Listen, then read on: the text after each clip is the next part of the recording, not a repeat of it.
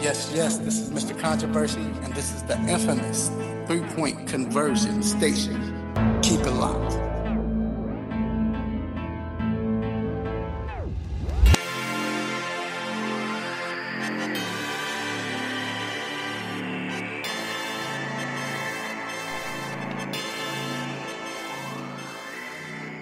Yes. It is time for the three-point conversion sports lounge on a rainy Saturday morning in Atlanta, but it might be beautiful where you are. Depends on where you are. And I'm your host, Mr. Controversy. Did you miss me? And yes, you know, we have so much to talk about, a lot to get into. Like every Saturday morning, sports guys always fill us up with great content. And I'm not doing this by myself. I got my engineer, my main man on my right side, always there when I need him. Mr. G, what up, G? Yo. G is not this cool all the time. He's lying, y'all. He trying to figure it out. G's always, he acts like he's cool, but he's not. G is the hype one of the group. If that's me, then something's wrong with the group. Right? There's something wrong with the group. And, of course, you hear about Road Dogg, my partner in crime, Mr. D Intellectual. What up, D? What up, though? How's it going, man? Man, it's great. It's ugly outside, though. It is. It's ugly outside. And, you know, it's funny because we had Good Friday yesterday, you know, if y'all, whoever celebrates that, and it was rainy here in Atlanta, but still, it was Good Friday. And then today, you know, a lot of people either going out of town, spending time with family like I am. It's rainy, cold. But what's crazy is it's going to be like 75 tomorrow. I know, that's the crazy part, you know, but that's good, you know, for the kids who, like I said, who's celebrating Easter. Throw some meat on the grill. Yeah, you know. But it's okay. It's a, you know, like I said, it's a good day today. And we have a great show lined up for you, ladies and gentlemen. First, you know, with the playoffs going on. Man, some games last night. We'll get into that. But we have to talk about two players in particular, Mr. Ben Simmons and Dame Dollar, Mr. Damian Lillard. And as far as their playoff so far and how they've been playing, and, you know, is this something to look forward to going into next season? Also, we are talking NFL. The NFL schedule came out on, Wednesday night? And, you know, some interesting games, man. It's a lot of revenge games we're going to get into and talk about. And also, you know, the draft is coming up next week, so, of course, it's going to be that Thursday. Is this all smoke about Kyler Murray or what? Then we will have Mr. Joel Cortez come in from Basketball Association. He's going to come in and talk about the NBA playoffs. We have questions for him, so you know he has great knowledge. And then we have Mr. Damian Adams from the Three-Point Conversion and with The Real Deal with Damian Adams podcast show. He's going to come in and talk boxing today. And, you know, we got a big fight tonight. We have Mr. Terrence Crawford going up against Amir Khan. So we want to see what happens. You know, Terrence Crawford loves to talk, see if he can back it up. And then we have Major League Baseball. The Major League Baseball Diamond is coming up. We're going to have the MLB Roundup, talk about what's going on in the MLB. Plus, we have to get into this bat flip. Y'all have to know what we think about this bat flip situation. So make sure you let your family and friends know to tune in. We're going to have some fun today. You can find us and follow us on 3-Point Conversion Facebook page. We're live. What's going on? Also, we're on YouTube. On the radio, we're locally here in Atlanta, 1100 WWWE, The Real. Also, you can follow us if you're out of town. You can go to iHeartRadio, 1100 WWWE, and TuneIn Radio, and Radio Now. You'll find us the same place, 1100 WWWE. All right, it is time to get to these quick hits. Oh, real quick, y'all hear about Roddy White? Roddy White got arrested. Kicking it. Yeah, he driving on. It was in Gwinnett too. Driving on suspended license. You don't go to Gwinnett County. If you ain't right, don't go to Gwinnett Don't go County. there, right? And he was HOV lane, man, and he's by himself, and they got him, got booked. Roddy, I know you're a legend, but you're not a star no more. They don't care about that. Don't HOV it. You have to you have to be current. You got to have somebody with you. Right. And then you have to be current to get that pass. But anyway, it's time for these quick hits. Let's get it.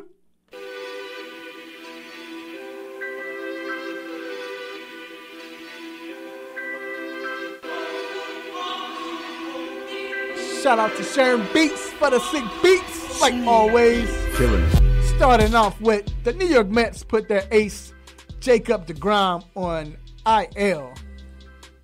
That's still weird to say. I wanted to say DL, but you can't say I almost that. want to say IR. IR, right? Me too. Right, because that means you really hurt. Like you going for it. Back. Right. Yeah, but when I said IL, I was like, maybe I'm saying it wrong. But anyway, IL.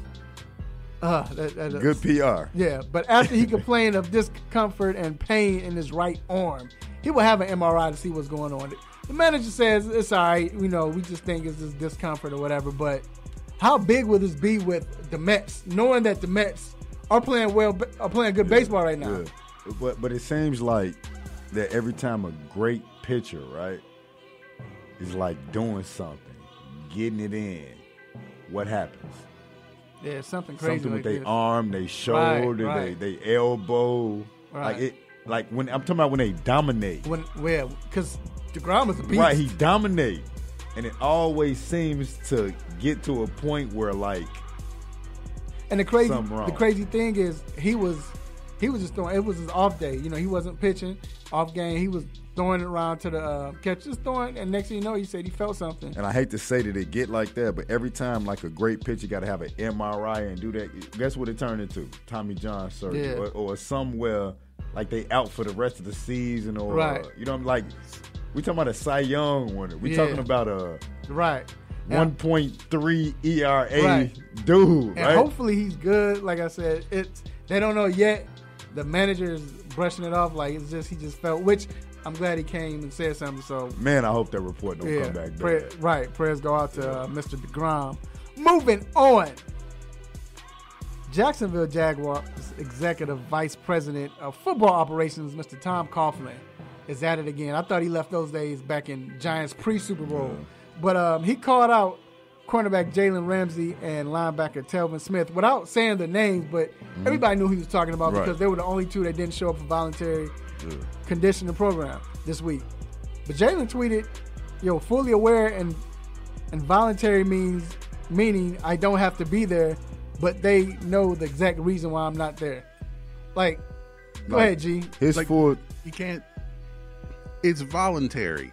I hate when this is a kind of a story every single spring. It's somebody, right? Someone didn't show up to voluntary work. Oh, someone didn't go to work when they didn't have to. Go. I ain't got to be there. What the problem is? His full tweet was fully aware and voluntary, and this is what he did.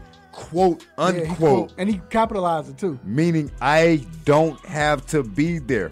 But they know the exact reasons I am not. My teammates know it's all love and know I'll be ready when it's time. See, and I don't understand that because he's a baller. It's not like he comes. First of all, he didn't come last year. He didn't go there last year. So it's not like he let's not goes there and play. Let's not use last year as an example because he got burnt every last year. If that's the case, then maybe Coughlin is up to something here. Maybe Coughlin is up to something. But still, I'm with G with it. It's it's voluntary, bro. Right. If I'm on it and I'm doing what I need to be, it's voluntary. Right. Yeah, just leave me alone. I don't have to be there. I see you in 2 months. A month, whatever. I don't have to be there. When I gotta be there, I'll be there. And it's not like that. Players are not working out when they're not at the voluntary workouts. They're at home or wherever they go. His father has a workout facility. That's where he's working out. He does that every year anyway. And his father brought him up to make him be the top cornerback in the league. Yeah. Right? Stop guilt tripping these players into coming to workouts they don't need to be at. And he's still on a rookie contract. Tom, calm down, bro. Moving on. Man, here we go. So the Oakland Raiders GM Mike Mayock and coach John Gruden sent their scouts home because they don't know who to trust. Wow. They aren't expected to return until after the draft. When I first read that, I didn't know what was going on. I still don't. Who do you have in your organization that you can't trust? But look, let me ask you all a question. Is this Mike Mayock being like, because I'm the GM, y'all do it my way, or I think it's John Gruden. Is he stressing? I think it's John Gruden. I think it's Mike, because Mike, Mike think he knows everything anyway. Oh, John Gruden pulling all the strings. I think it's John Gruden. Yep. But you know what, G? Look, I can see Mike Mayock. John Gruden probably gonna get on Mike Mayock because during the draft, Mike Mayock gonna be trying to call everybody else's picks. And John Gruden saying, "This is what we gonna do." Right. Like John Gruden just ain't on that. Yeah, he's not on it. But how can you not trust your scouts? They've been doing all this all year. No. All year they've been doing this. I don't know, man. Moving on. Congratulations to my man, Mr. Chauncey Billups. The Minnesota Timberwolves are reportedly going to interview former Finals MVP Chauncey Billups for the president of basketball operations. That's what's up. Hopefully he gets it, man. He's been trying to deal with this for a minute. I think it was with the Big Three last year. He didn't start the Big Three. Year, right? Yeah, he didn't start it because he wanted to. He was trying to. Other things. I don't know if he was trying to. He was getting interviewed or he was going to. Well, he was being seriously considered for Right. the Cavs president right. job. Well, it's good that he Because didn't go there. Right. He played for Detroit, and that's where Dan Gilbert is from. But he didn't want that job. But I'm glad he didn't take that. Right. Yeah. But this is good. He's been trying to get into a front office job for a Right. while. So hopefully he gets that nod. Not just hopefully he gets it. Hopefully it works out. Because a lot of times when it's a great player, right? Right. It don't really work out like that. Mm-hmm. You know what I mean? Hopefully he gets it and it works, out right. in the great benefit of the team. The only thing is that it's a little bit backwards because I think they're going to keep Ryan Saunders as the head coach. And normally when you bring in the president or GM, Ryan want to Sanders probably got a year. He probably have a year. He probably got They're this probably year. gonna give that. Yeah, that's he how. He probably got 40 games. Yeah. I don't know if they need that kind of instability when they're trying to re-sign Karl Anthony Towns. We also talking about the Minnesota Timberwolves, though. So. Yeah, good point. They're low-key one of the most inept teams in the league. And speaking of, hopefully it works out and trying to find out what's going to happen, the Los Angeles Lakers GM Rob Pelinka met earlier this week with Tyronn Lue and Monty Williams. And both will be back for a second interview with Miss Jeannie Buss. Now, also, they're looking to interview Juwan Howard as well for this head coaching job. So let me ask y'all quickly. When you look at this coaching job, so they're saying that Tyronn Lue, of course, because of LeBron he's been there, whatever. Right. And they're saying they like him because he still checks off all the boxes. He know, like, he's going to have his. It was a few times I thought it was staged where he checked LeBron, whatever, but. With Monty Williams, the thing is, they're looking at him because of Anthony Davis and because that relationship, and they want to bring him in. I would prefer Monty Davis over Tyronn Lue because there's a lot of players that don't want LeBron to have the juice, right? Mm-hmm. Like in the organization. And if you bring Tyronn Lue, it makes it seem like LeBron, right? Like you know what I mean? But I understand. So Monty. When his wife passed a few years ago, it kind of slowed him down. Right. He was already like one of the top head coaching positions being there. Right. I would prefer to see him than Tyronn. No, I would too, and I agree. Go ahead, G. Well, I mean, I think you can't go wrong either way because Monty Williams has experience with working with a young team. If they end up not getting Anthony Davis, he has still worked with a young Anthony Davis and a young core, and they made the playoffs. Right. With Tyronn Lue, he's won a championship. Yeah, he had LeBron, but he would have LeBron again. Right, and that's what I was going to say. A lot of people it'll work. It can't be Juwan Howard. I mean, it's nice, but the Lakers can't keep bringing in people who have not had the position before. No names. Like Luke Walton really didn't make sense. Like, yeah, but that was the Warriors. That wasn't his team. Sacramento should have been his first job. Stop bringing in novices to do the job. Well, that includes Magic Johnson. I think with Luke, though, I think the problem was just because, just like what's my man that was in Cleveland, Black, David Black. Black. Once he came in, he had a set team he was supposed to coach, and all of a sudden they brought LeBron in. That changes everything. It trumps everything. Yeah. But even with that, like you're right. You're right about that. And what it gets to is that like LeBron here now. Mm-hmm. You know what I mean? And like you said, Luke wasn't prepared for that job. No, he was prepared for the job. And I think it was starting to come along, but but like you said, to your point, G, when you have Lou come in, people are getting on Lou. Well, see, LeBron got it. Well, that's what you have, and like I've been saying, this LeBron's 38th year in the league. He'll polarizing figure. Yeah, and you can't change him now. It's not going to work. And you got to win. Yeah. And LeBron and Luke Walton played together, literally. Right. So that wasn't going to work. You know already, what I mean? So.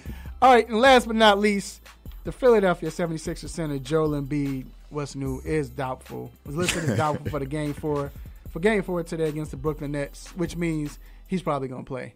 So we're going to take a quick break. Didn't they just pay him $100 something? Yep. But hey, you want $100 million don't mean just 1 year.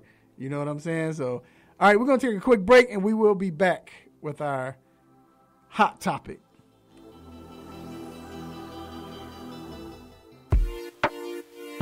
Hey, what's up, everyone? It's your girl, Kelsey Nicole Nelson, and you're listening to the 3 Point Conversion Sports Lounge. Stay tuned. It's going to be a great show.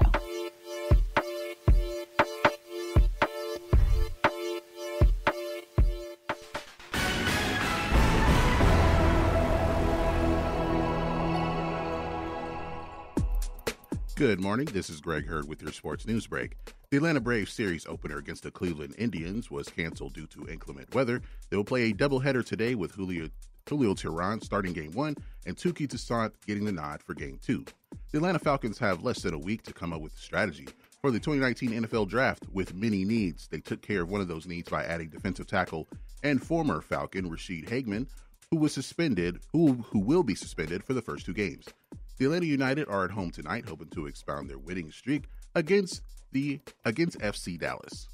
In the NBA playoff action last night, Toronto Raptors went up 2-1 against the Orlando Magic.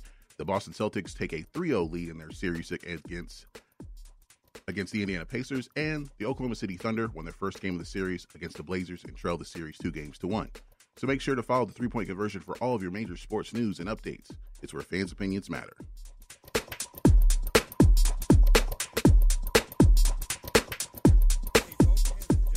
Reveal some big news to all the AM 1100 listeners. I have an app. That's right, you can now check out all your favorite programs right here on The Real with the Real 1100 app. Whether it's sports, entertainment, or lifestyle, the Real 1100 definitely has you covered. So why don't you just tell me how much it's going to cost me? And here's the best part. It's available in your Google Play or Apple App Store, and it's free to download. Actually, you can count me in on this one. So download the Real 1100 app today and stay in tune with The Real.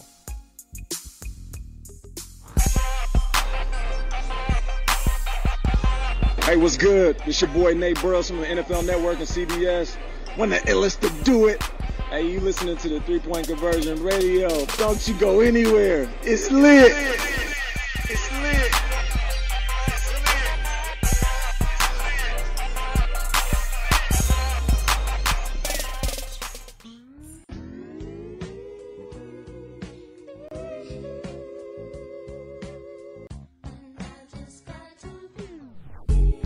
Yes, we are back inside the 3 Point Conversion Sports Lounge. And I'm your host, Mr. Controversy, with my main man, The Intellectual. Know it. And this next segment, the hot topic, is brought to you by Cindy Cuts Barbershop, located on 3000 Chapel Hill Road, Suite 206, Deckersville, Georgia. Great shop. Man, I know it's Easter Sunday. Easter Sunday coming up tomorrow.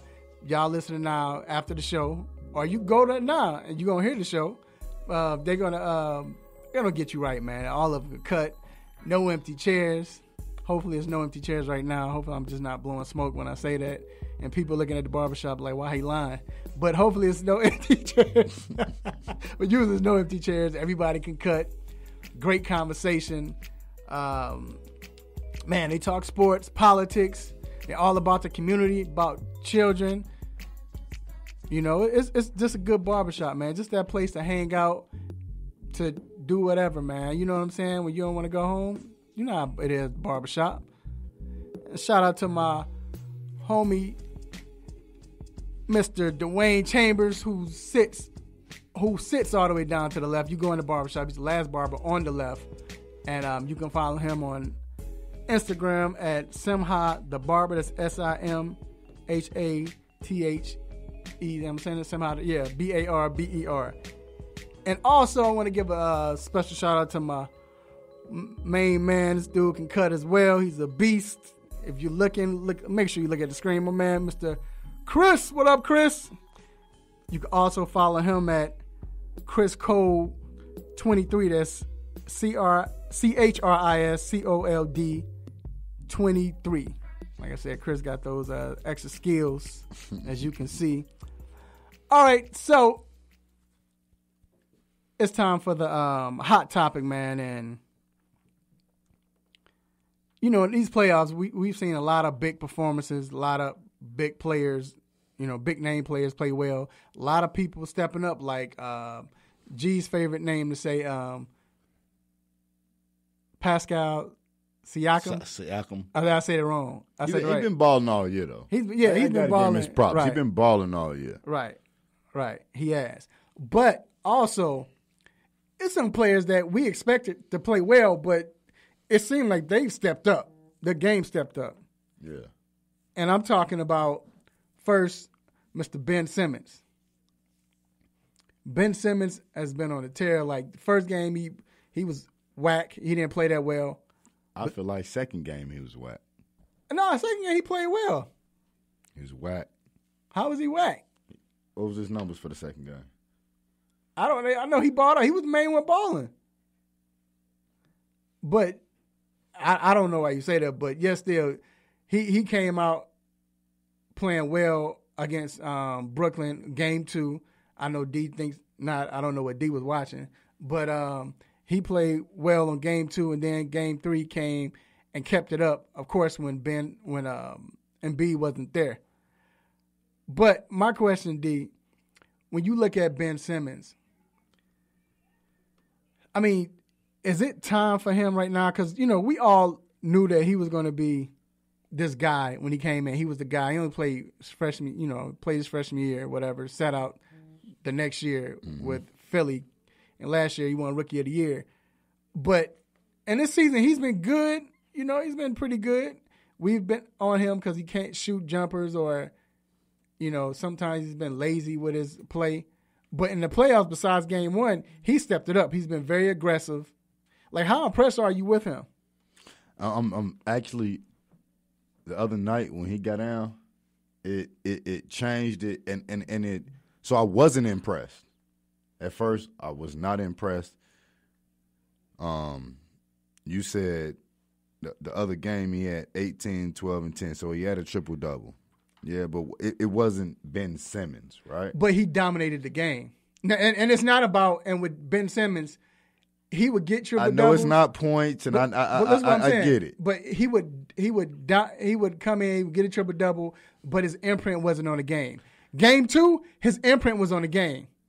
Because he was leading the charge. When they needed him to step up, he did. Tell me you didn't see another Ben Simmons in Game 3. No, you did. And that's the Ben Simmons I'm talking about. And go ahead. This takes me into what I'm talking about.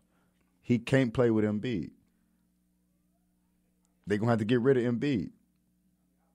Like, seriously. And you need to do it now. Because what are we seeing? We are seeing now that Embiid is not playing in the most important time that he need to play, right? His knee hurt. Like the other night when he did play, he played 24 minutes and put up 24 and 12, right? Mm-hmm. It was good. He dominated. He did his thing. But when Ben on the floor, they cannot play together. They can't play together. And it's not a center game no more. So, with that being said, I'd rather have Ben Simmons than Joel Embiid because it's not that game with Embiid no more. We're talking about to the point where Ben Simmons can be the 5 on the floor. He can be the 5. I feel you. I don't know just yet. Only reason why I disagree with that is because, like, I understand, like you said, Embiid is not playing in the important games, but the type of game that Ben Simmons plays fits the type of style Embiid is. I think now, listen, I think the difference is this year is the fact that it's not just him and Embiid. Because you added Jimmy and you added Tobias. And that would be great if they were 3-point shooters. And that's my point, though. Not. And right. what I mean by it is, like, what Embiid does is he in the paint, he a big man. He a true big man, like, in every sense of the word, right? Mm-hmm. Ben Simmons don't need that. He don't need nobody in the lane clogging it up. You know why? Because he don't have a jumper. You got to look at the 3 games. When Embiid is not in the game, Ben Simmons take off. He takes off. He controls the game. He does everything. So he don't have a jumper. We know that. Right. But when he can control the game and pass out, they got people that can shoot it. But when Embiid is impeding, he's in the middle. Ben Simmons can't be Ben Simmons. See, Embiid played 21 minutes the other day. Ben played 30. The reason they got going because Embiid wasn't out there. But see, you're adding the fact that this is if they have Jimmy and if they have Tobias. Before Tobias and Jimmy, it was open up. You got to remember, and they lost in 5. But what I'm saying is you got to remember everybody's game and they had lost to change. In 5. But no, what I'm saying this year, everybody's game had to change. So Ben can't do what he do with Embiid, and you got Tobias getting shots, and you have Jimmy. With Jimmy, really ain't tripping on that. But what you saying? I don't hear what you saying. So my point is, now you got more people that has to have the hands on the ball. Tell me how good they looked the other day. They look very good. They look good. Without Embiid, without the 25 and 10 player, without probably the top 1 or 2 center in the league. So they look better without him. So let me say this though, and I'll hit you with this. Mm-hmm. Before the playoffs, without Embiid, they look worse with those same 3. So that's why I say I just can't base it off that because they look horrible leading to the playoffs without Embiid. So I think what I'm saying is I think it can work if it was just him and Embiid, and you don't have somebody with Jimmy or Tobias who's looking. Hey, I gotta shoot the ball 12 more times. And that's why I'm saying let's see. But real quick, I think it clogs up the lane and it don't allow Ben to be the player. Let me ask you this real quick. Well, G, I want to ask you this real quick. Do you think that with him not hitting jumpers, and if it continues to go this route, can he move to the next level, or will he just be what we see now? It'll be difficult because you would know how to guard him. You know, what he does when he has the ball is so. I mean, it's hard to stop. He has a quick first step. He has great court vision and all that. But if you come against a great defensive team, if you come against a team that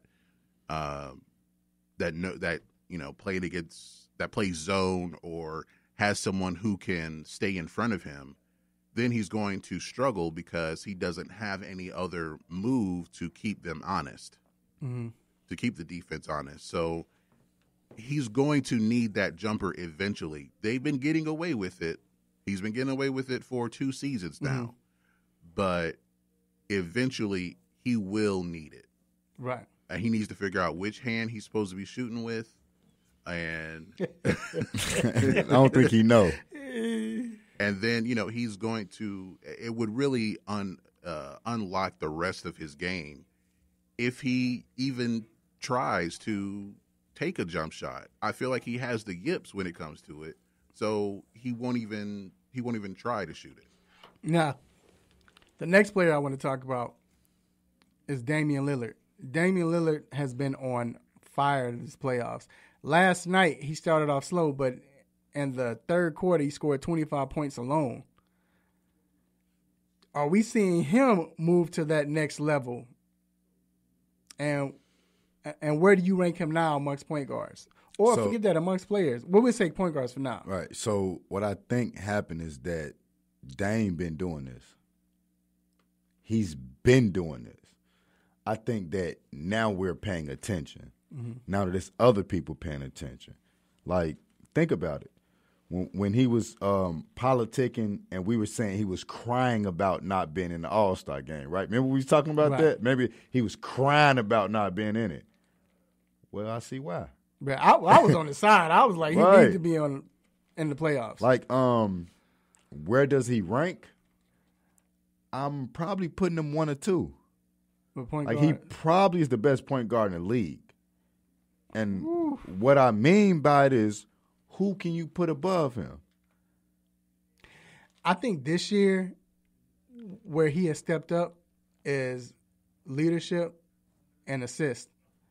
And I think because he's doing that now, his game is more complete. Like, we all knew he could score, but even to me, in the playoffs, he's taking that to a different level because Dame would be the type where when he would shoot them 35-foot threes, and he'll make them, some he'll miss them, but to me, well, not even to me, what it was is he relied on that too much. Do you not know they got the easiest path to the finals?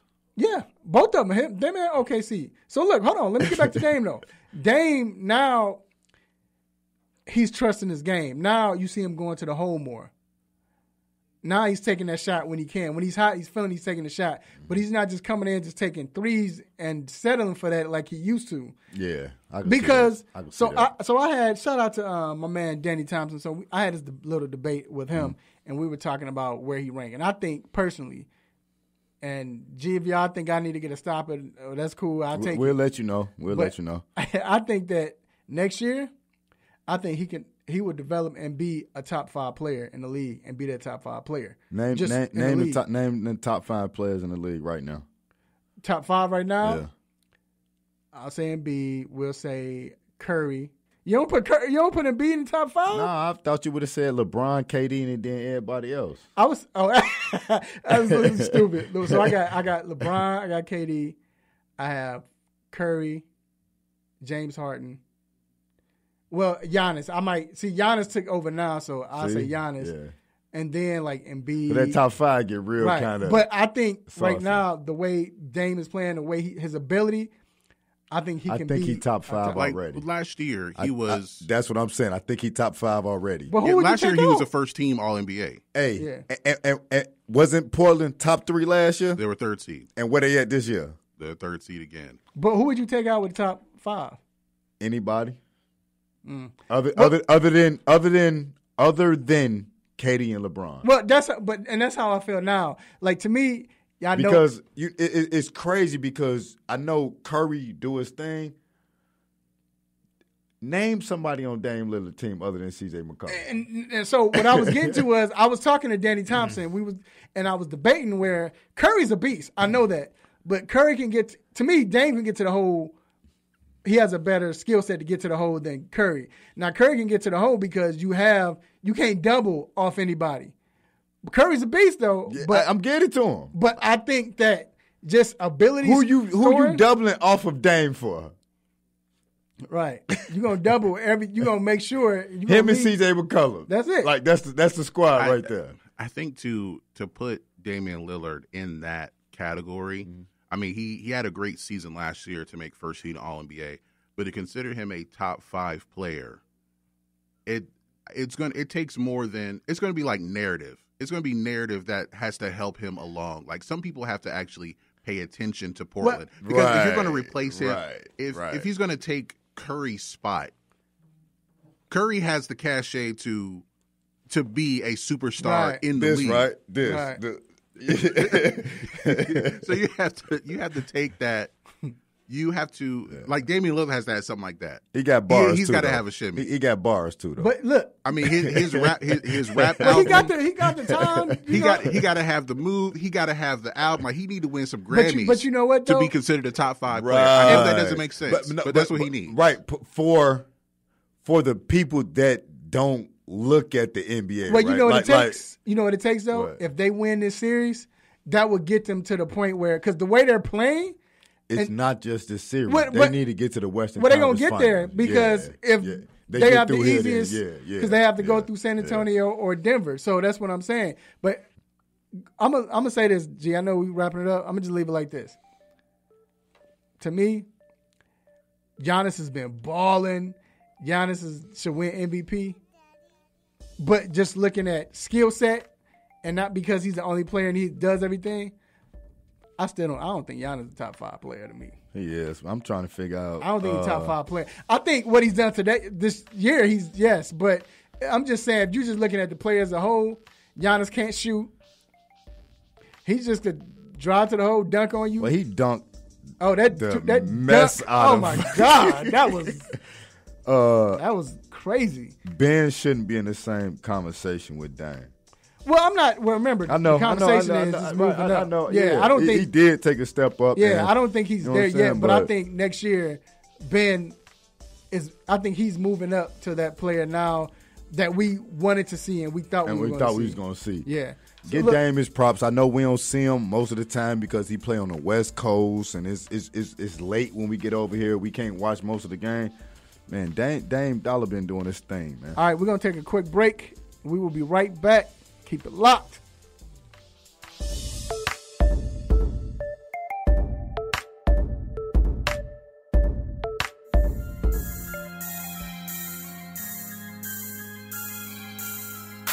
I'm Maurice Jones-Drew of the Jacksonville Jaguars and the NFL Network, and you're listening to the 3-Point Conversion. The 3-Point Conversion. The 3-Point Conversion. The 3-Point Conversion. There's a lot going on in the world, and your world is always changing. That's why it's important to stay connected. The latest news, the latest entertainment, the newest music. If it's in the air or on the air, it can be in the palm of your hand, wherever you are, with the iHeartRadio app. iHeartRadio. Over 1,500 live radio stations from across the country and over 15 million songs to create your own custom stations. Text IHR to 45495 to download the app or listen at iHeartRadio.com. Standard text and data rates apply. Yo, you chilling with the 3-Point Conversion Sports Line. It's Chad Johnson.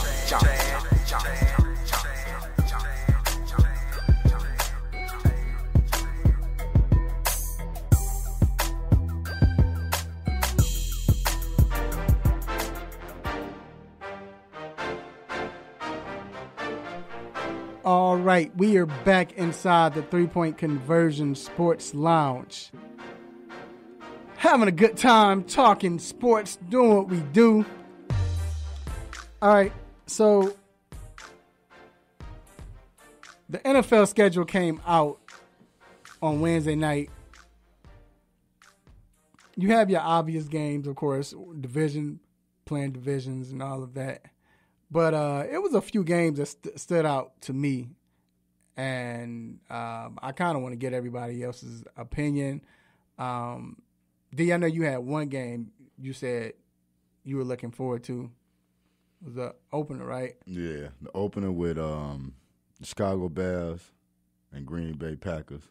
So why you said it? Because they play each other every year. Yeah, but last year, right? Like it kind of set the stage to what was going on with Khalil Mack, and you know what I mean. It actually destroyed Green Bay whole season because Aaron Rodgers was never really healthy after that situation. Right. You know what I mean? And it kind of wrapped up the whole season. And for Chicago Bears, it's like we get a reprise.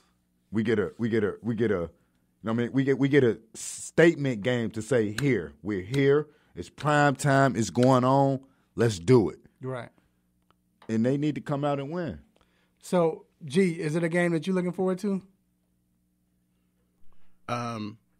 Well, it's not until Thanksgiving, but I think the Saints Falcons is going to be fun. Man. It doesn't matter what their record is and where they are. I thought you was going to say Buffalo Bills and Dallas Cowboys. I'm like, come on. If Josh Allen is still their starting quarterback, that's on TV. That's Thanksgiving. That's what Dallas plays on Thanksgiving. Yeah. Bro, I don't know. Wow. If Josh Allen's still the starting quarterback, that might be when I take a nap. But you know, not just that, but who if he's not, who is going to be the starting quarterback? Hey, I think they did a good job with some of the games, but I think, and I'll get into that later, I think some of them, whoever was putting the games together, they thought 420 was actually when the season starts. Yeah. Because they were tripping. But go ahead, man. So why the Saints? Because you said what happened last year. Well, I mean, it doesn't matter what their record is. I think that's the best rivalry in the NFL by far.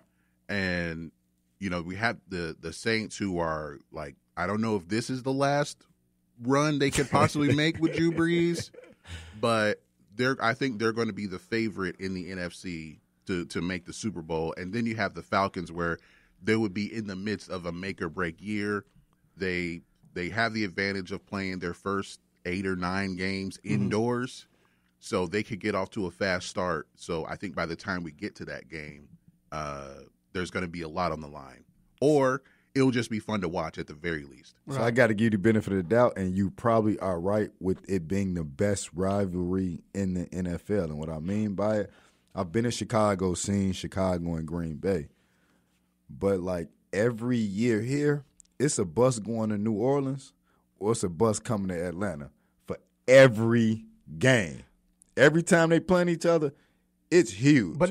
But not even that. Just the fact that the games are always good. Like, what was the best rivalry? I thought it took a backseat when he retired was the Baltimore-Pittsburgh, because every game came down to the last second play almost. Yeah, it was like the last play. Right. So here's a few games I'm looking forward to. I want y'all opinion. So Packers Chiefs, that's week 8. Just to see Aaron Rodgers go against some kid, a young boy that can throw the ball. Gunner. Yeah, I don't know who he is, but I want to see them go against each other. Also, Chiefs versus Bears, because you got Nagy. That's week 16. You got Nagy going against his former coach, Andy Reid. Then you have they're the same offense, and they going to Chicago, right? Yeah, they're in Chicago, and it's the same offense. Yeah. You got the 2 young quarterbacks, going against each other. Same draft, right? Same draft. Mahomes, and you got Trubisky, and then the Steelers playing against the Jets, week 16. I think that's huge. That's the game I want to see. What week is that? That's week 16. I hate it so late. Jeez. But you got to wait the whole season for right, because Le'Veon might, the whole season. I want to see him going to sit out until that right. game. I want to see him like week 3, right? Like I want him to, you know what I mean? Like because that game right by there, week 16, they might be out of the running for anything, but then he'll put up 247. Right, because look, see, the thing is, usually when you have like revenge games, if it's like a quarterback going against, its former team, it's dope. It's good, but at the same time, but now you're talking to running back. You got to worry about everybody else, the pieces, the wide receiver. Can he catch? Is he getting open? But with now the running back, you have to tackle me. In week 16, I just hate his dad. He done been beat up all year. Yeah, I just hate his dad. He done got hit all year.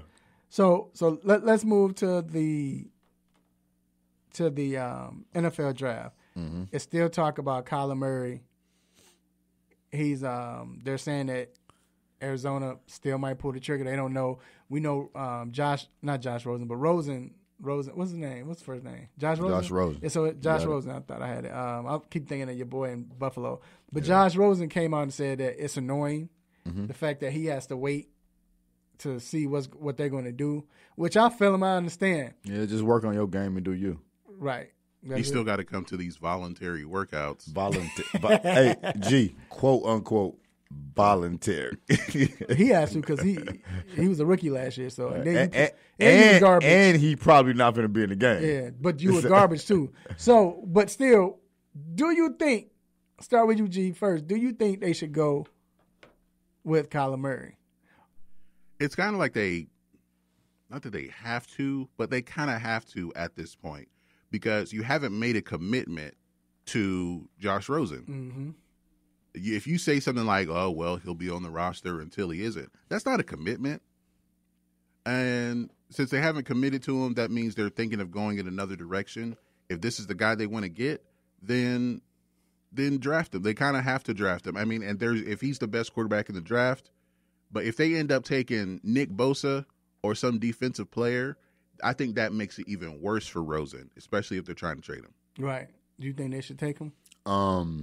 It depends on what you're gonna do with your coach, right? And what I mean by it is Steve Wilkes was their coach for how long? One season? 1 season, right. Right. Like if you're gonna commit to your coach and Kyler Murray is supposed to be the best player for his system, right? Right. If you're gonna do that and let it be a 4-5 year process, okay. If you're not ready for that, then like G said, draft Nick Bosa. But it's gonna make it bad because Josh Rosen don't believe in you. Well, I think they're about to surprise the whole world. They're going to shock the world. They're going to do that like that draft. What draft was that, G, when they were taking offensive linemen's number one and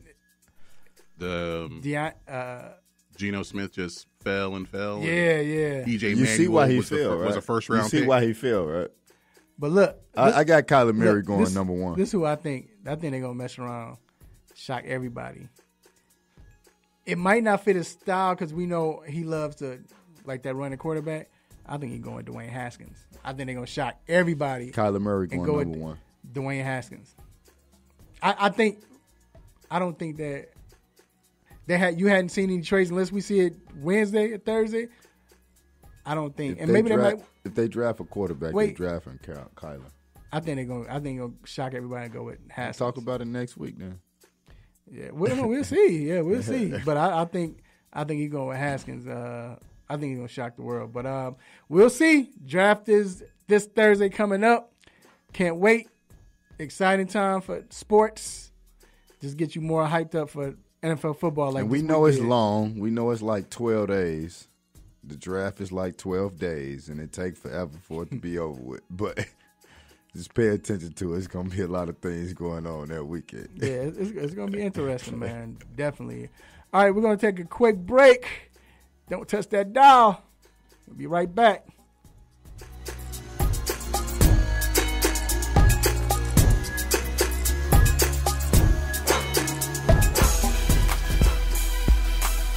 What's going on, guys? It's John Collins from the Atlanta Hawks. You're listening to the 3-Point Conversion Radio.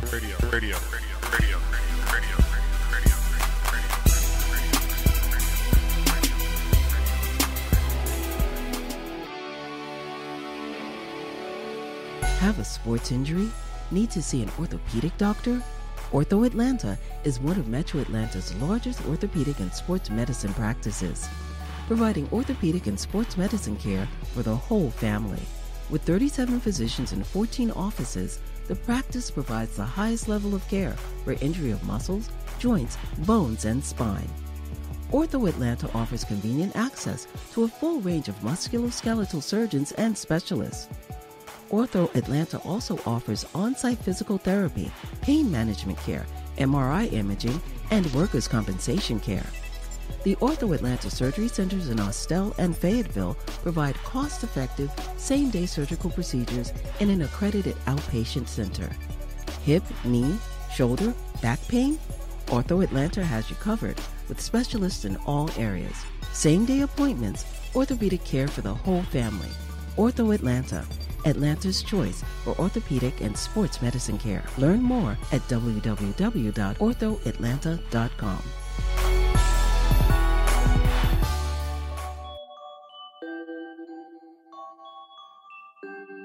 Happy Saturday, sports fans. It's your boy Sherm, a.k.a. the Lord of the Beats, and you are currently inside the 3-Point Conversion Sports Lounge with my man's Mr. Controversy, D Intellectual, and of course my dog G behind the boards. Cheers to the freaking weekend.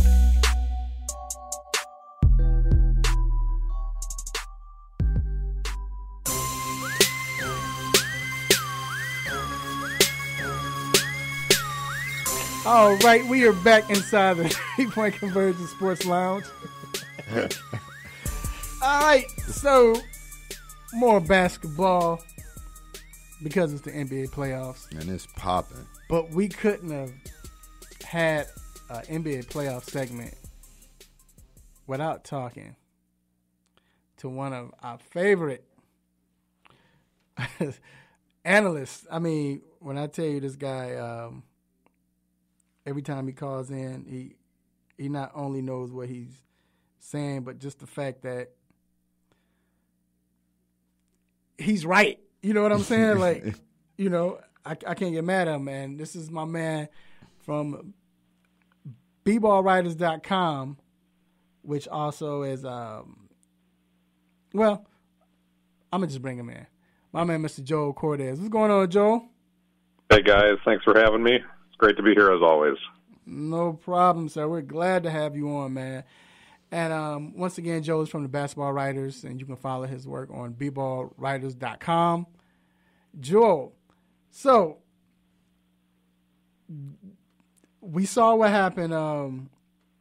We saw what happened last night, and we saw that Ben Simmons took over.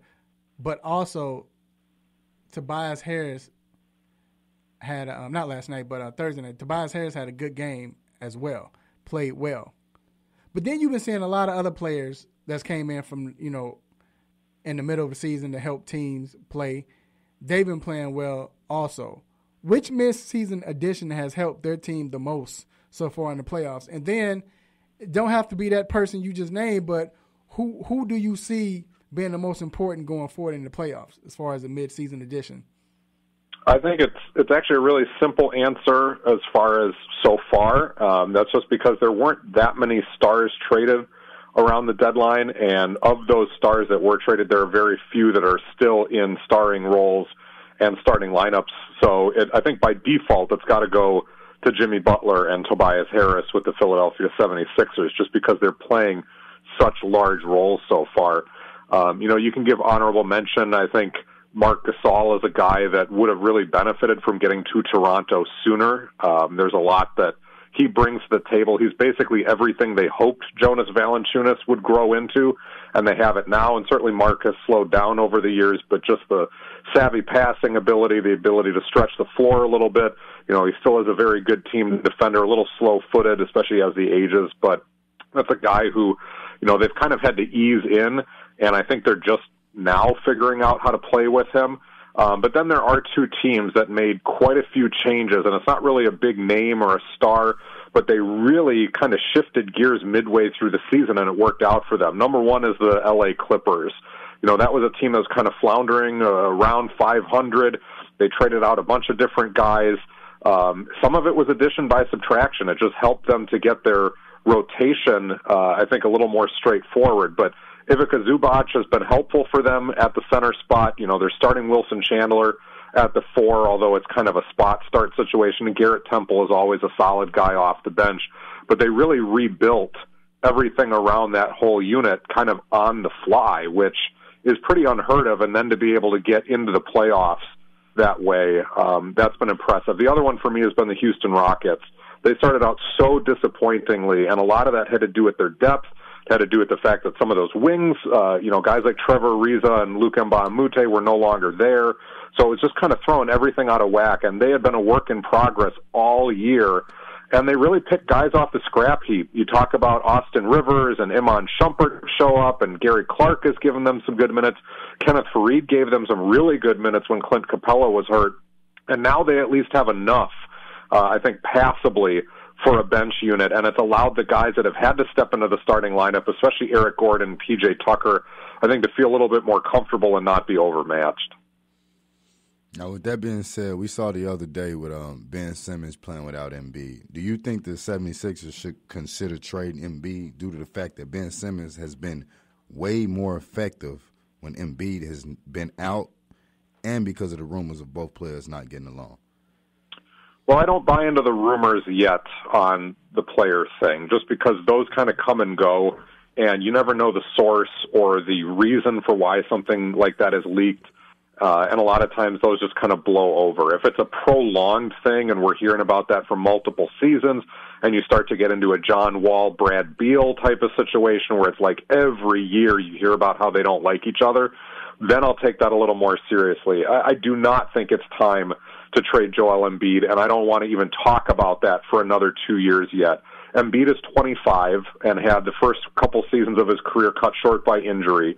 I know he's dinged up right now, and so that brings up, bad fever dreams for a lot of Sixers fans. But Ben Simmons is 22. I mean, these guys are still figuring out how to work together. And you're not going to trade away a guy who's 25, who averaged 27.5 points, 13.5 boards, 4 assists, and 2 blocks on the season. Yeah, you would get a haul for him. But I think you figure out how to make that work. Some of the bigger concerns is not how those two work together. It's the fact that the other stars they brought in, like Jimmy Butler and Tobias Harris, those guys can hit threes, but those guys are really more mid-range jump shooters, and you've got spacing problems when Simmons cannot hit a three and when Embiid took a big step backwards this year from downtown. J.J. Redick helps the problem a little bit. Mike Scott is supposed to help the problem, but we've been saying all year that the Sixers are like a three-point shooter or two short of an ideal state, and spacing is going to remain an issue, but you don't trade Embiid because the rest of your team has trouble hitting threes. All right, and once again, we're here live with Mr. Joel Cordes from Basketball Writers, and you can also follow him on bballwriters.com and also subscribe to his work, great work. They can all write you as you hear right now, so make sure you follow him. Now, we saw DeMarcus Cousins get injured, and which was unfortunate, and now he's out for the remainder of the year. Now that Boogie is out, are the Warriors still the favorite in the West, especially with the rise of the Houston Rockets? Well, before I answer that question, and I know a lot of people have probably done it already, but let's just kind of collectively pour one out for DeMarcus Cousins because, I mean, that sucks for a guy who had the catastrophic injury last year right as he was playing so well in New Orleans, right before free agency, has to take a huge pay cut, although landing in Golden State isn't so bad, but by all accounts worked his way back really hard, has been a good teammate, finally gets a chance to go to the playoffs, and then is out under these circumstances. I mean, that you just feel for the guy no matter what you thought of his time in Sacramento. Definitely. But to answer the question about Golden State, I don't think it really changes anything for them. I mean, this is like a multi-billionaire who loses $50 million in a bad business deal. Would they love to have that $50 million back? Sure. Are they probably going to lose sleep overnight with it? Probably not. Golden State was winning the first half of the season without DeMarcus there.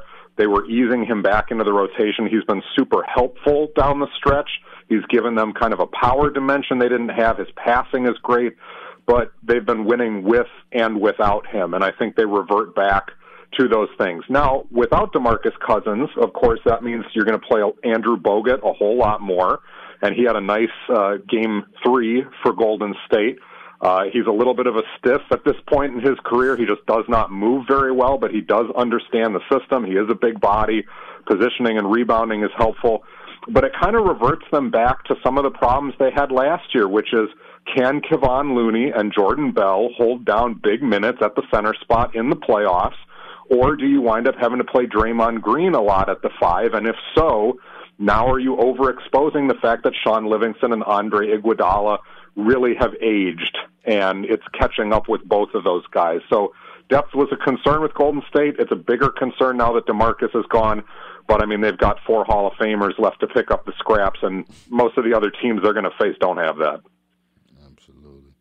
With that being said, do you think the Portland Trail Blazers are being overlooked by the media and basketball fans as a favorite in the West? I think as much as I'd love to give Portland respect, and I absolutely loved that game last night, I was so happy. I stayed up to watch Portland and OKC and just being on Eastern time zone. That's not always the easiest thing to do, but my goodness, that was such a fun duel between Dame and Russ. I think Portland is right exactly where they need to be. They overachieved to get to that 3rd seed in the West. That's a credit to them, especially after Nurkic went down near the end. They've had guys stand up. Lillard and McCollum are fantastic. They are worth the price of admission nearly every single night. But at the same time, they're going to be locked in this series with OKC. I really believe this is going to be a 7-game series between these two teams. And whoever crawls out is going to have a really good shot at San Antonio or Denver. Both of those teams are quality, but they both can be beaten in the second round. So, yeah, we could see Portland get all the way to the Western Conference Finals, but they're going to play either Golden State or Houston, and they are extremely overmatched, just as I think anybody out of this side of the bracket is going to be when they get that far. So, give them respect, but I think they're right where they need to be. All right. Quick question. Oh, go ahead. If Brent Brown doesn't get out of the second round, do you think he has a job next year? I think it would be unfortunate if he didn't have a job next year, but I would understand the firing given the high pressure and the amount of money that's been spent on this team and, of course, the optics of the process, and now they're all finally here. I think if you lose to the Nets in the first round, that probably is enough to make him go, which would be unfortunate because he's been such a good soldier so far. But I do think Philadelphia will take care of Brooklyn. Then it becomes kind of a 50-50 shot. How does the owner feel if they lose in the second round? All right. There you have it, Mr. Joel Cortez, owner of Basketball Writers. And you can also subscribe to the online subscription, right? Am I right? Yep, online subscription. Yep, you get NBA, WNBA. We cover the Euro League. We cover fantasy basketball. We'll be adding G League pretty soon and esports. So all under one subscription. You can go annual, you can go monthly, or even a day pass, and you directly support the writers instead of CEOs and shareholders. Right. Definitely. And also, you can follow him at Joel B-Ball on Twitter. So we appreciate you once again, man. Of course, don't be a stranger. Look to have you back in the playoffs. And you have a great day. Anytime, guys. My pleasure. All right. We're going to take a quick break. We will be back for Stop It segment. Keep it locked.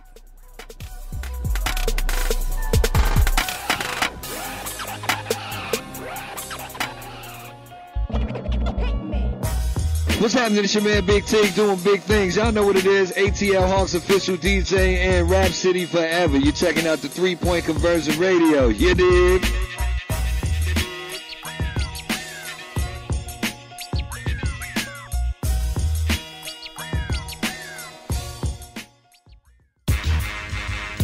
are tuned into WWE Peakville, AM 1100. The opinions expressed during the sponsored programs on this station are strictly those of the program hosts, guests, and callers and are not necessarily those of Beasley Broadcast Group, this station, its staff, other advertisers, or agencies. Are you tired of avoiding great tasting food because you want to eat healthy? Well, Salad Express will fix that problem for you.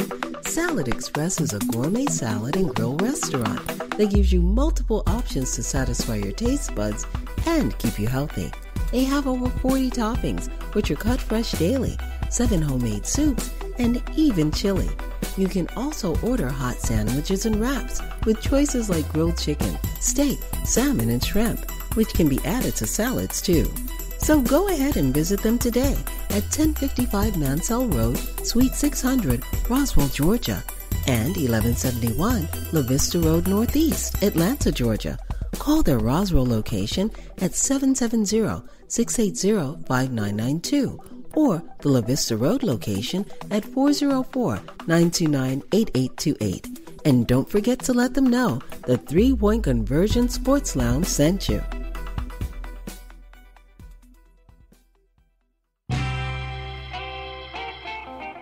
No mercy. Don't let up on them. Go hard on them, Mr. Controversy. Hit them with the stop it button.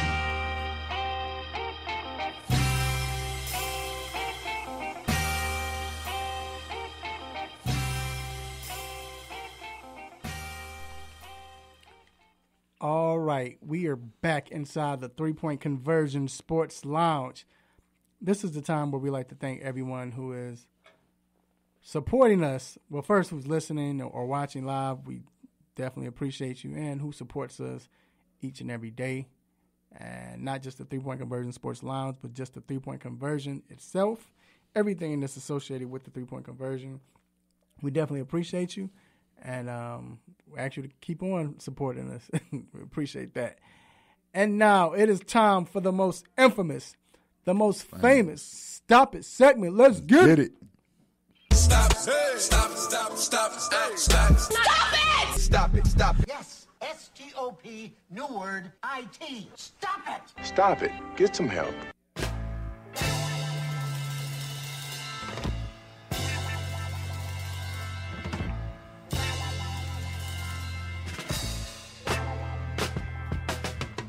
All right.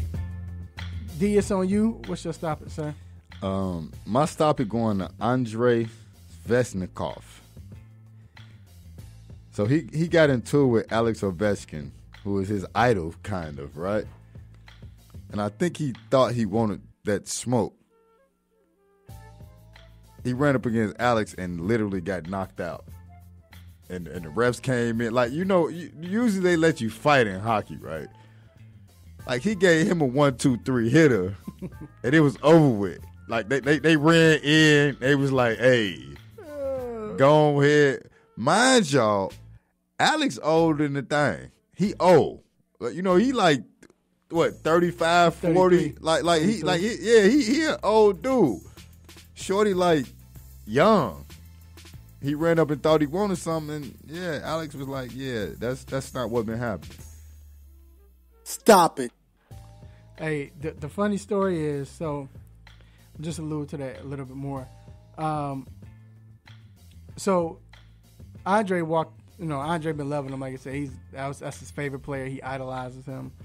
And he was like, so as you can see, is if you saw it already, it's being shown on Facebook Live. So he walked up to him, and he had been slashing Alex the whole game. So Alex was like, so finally Alex had enough of it. They start shoving like they normally do. Now, mind you, the star don't fight. Alex is the beast. He's a star. Yeah. The star doesn't fight. He's only been in what? I think he said like four fights his whole career. So the guy walked up to him, and you kind of see him nod his head because Alex looked at him like, yo, you really want to do this? And the dude nodded his head. I guess he was doing it just to gain respect. The rest is history. That's crazy. And he hurt. Gee, you got it. You got what? Svechnikov hurt. Like the concussion done. Yeah. Like he out. Mm-hmm. All right, mine goes to the, of course, the NCAA again.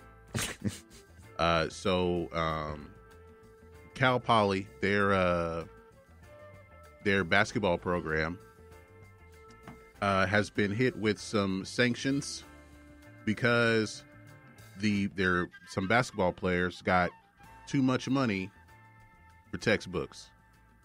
Huh? What? Yeah. Too much money for textbooks? For textbooks. So they received more money than maybe they were supposed to for basically the stuff they needed for school. Wow. So it wasn't even on them. Like, hey, here's the thing. So of course, you get the full scholarship, you get the books, all the supplies, all that stuff. The overage, it was for 72 athletes, and the average overage was about $175 per person. Please give me a stop it. Please stop it. And how much the NCAA make off of them same players? Billions through the year. I know it's Cal Poly, and they're a mid-major at best, but still, we're talking about $175. They can get groceries for 3-4 days, maybe. And they probably gonna be suspended for a nice amount of time, or something gonna happen where it's gonna be like not worth it. That's crazy. And they reported it. They reported it, but it's like, well, we didn't. Someone carried the one too far or something like that. So everyone. I mean, what do you do though, extra dollars as a player? What do you do? I reported it. I told you everything, so I don't get in trouble. And then when I do it, I get in trouble. It's crazy, man. All right. My show stop it. My stop it is, so we saw game 2.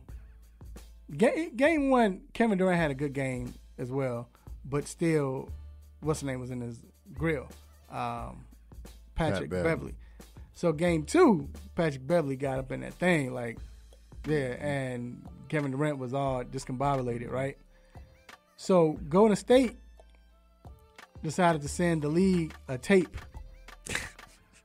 of the game for real, and how bad, and they were talking about, it was trying to show the refs how illegal and the things that Patrick Beverly was doing in game 2. For real. They actually sent the NBA a tape, bruh. Please, can I get Stop it. First off, you playing the Clippers. You know what I mean? And then Patrick Beverly, about 3'8", and Durant 8 feet. Shout out to Pete Beverly. West Side Crazy, went to Marshall High School. You know what I mean? Crazy. Like, for real though, yep. like, can't y'all just hoop and win? Like, you don't have to. Y'all playing a 1 against an 8. They don't even have an all-star on their team. Hey, and then this is the Warriors. So, all right. So that wraps up our Stop It segment. All right. In the future, man, y'all put y'all Stop It's. Let me see if we got any. Yeah, put y'all Stop It's in the chat on Facebook Live or text me, whatever, and we might get them on there. Good. We might if it's good. If it's a good Stop It, we might bring it. All right. So we're gonna take a quick break. We'll be back.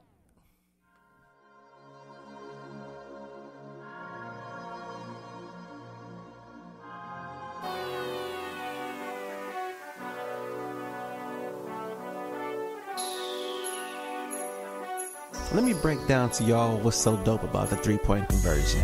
First of all, everybody is a fan of the game first. Second of all, everybody is a student of the game second. And third of all, we're the average sports fan just like everybody else. We're not coming in here, walking with our nose tipped high, acting snooty, acting brand new. This is a grassroots organization. Bar none. The three-point conversion, where fans' opinions matter. Be sure to visit the website www.the3pointconversion.com. Get your fix, get your articles, multimedia, and everything else that you, as a sports fan, need. So again, the3pointconversion.com. It's where it's at, man, where fans' opinions matter.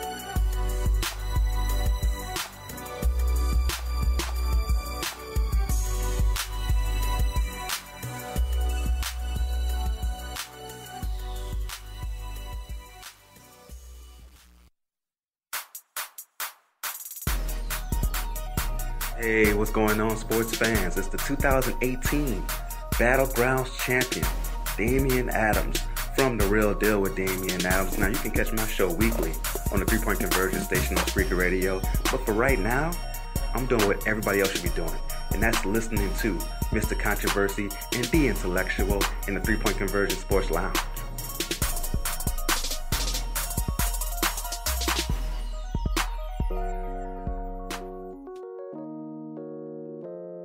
We are back inside the 3-Point Conversion Sports Lounge.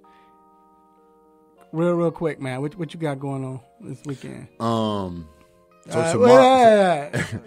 tomorrow gonna be great. Okay. Today is kind of like, I mean, it's ugly outside. You know, it's ugly outside today. Okay. Yesterday was ugly too, but it's like 55 today. Right. Yeah. It's gonna be 75 tomorrow. Yeah. So yeah, tomorrow's gonna be that day. Day party. You gonna come outside? Day party. Can you come outside? What's tomorrow? Sunday? Yeah. Oh, probably. No, you probably can't. It's Easter. You can't come out tomorrow. I ain't got nothing to do. You hear him?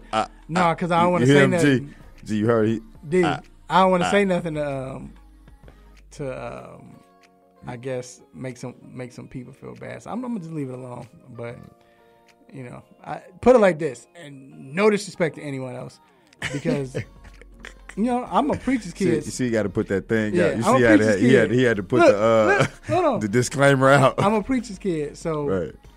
you know, pastor's kid, so we had to go to church. We always went to church. It's tradition. Mm-hmm. So I done heard about 500 versions of Easter Sunday. Uh-huh. You know, so I'm just saying. And you're going to see the rest of the people that don't never come all year. Only people you're going to see is people you ain't seen all year. Right. That's what it is. Just at church. Yep. Mother's Day, Christmas, and Easter. What you got, G? Today, I will be going to the check out the Georgia Renaissance Festival. Okay. If it's not too muddy out there, if it's like muddy because there's like no parking lot, it's just this field. Mm-hmm. Oh no, you ain't going there. So I'll probably just wait until next week to go, but because the tickets, it goes through June 2nd every weekend. I also forgot what today is, 420. But look, Shout out. this is a good day for you to take a nap, though. This is nap weather. This is definitely night. Nah, I've already had a Red Bull this morning. Oh, it's so over with. The nap's not coming. It's over with. If it comes, it's coming at 6 p.m. Probably. So, yeah. shout out to the family. We don't condone that. Shout out to the family. We're kicking it with the family today. It's our annual where we go out and just have I got a good time. Easter dinner tonight, don't y'all? Yeah, just eat good, whatever. Shout out to the Can parents. Can I get a steak or something? They pay for it, so I get a steak or don't something? tear it up. I get a steak and shrimp. Yeah, and you a come potato. through, man. You family. You know it. So, and they and my family type of family. Really? With I know. me. Yeah, From come the on. crib. I Right. know what You it know how is. All right, so let's get into the segment real quick. What did Alex Ovechkin say? To the guy? Night. Everybody go night. He said, "Oh, you sure you want this buck? You sure you want this sure buck? you want this You buck? sure you want this young buck? This young buck gonna run up on me." So it's fitting we talk about that. We bring that up because we got a young buck on the phone.